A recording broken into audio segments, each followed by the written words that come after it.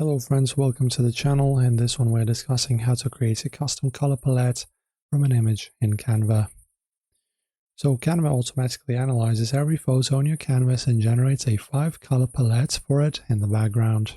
So let me actually choose something more colorful. I'm just going to go here and choose, let's say, this project right here, and choose this photo. Right now you can just upload or insert your image. I already have one. Select the element to recolor, so just click on it. That can be text box, shape, background, or graphic element. Then click on the color tile icon in the top editing toolbar. Right here, choose color. Right, and you can just then scroll down the left hand panel here to see the little photo colors section. Right over here, photo colors. And you will see your uploaded image listed with a row of 5 extracted color swatches next to it.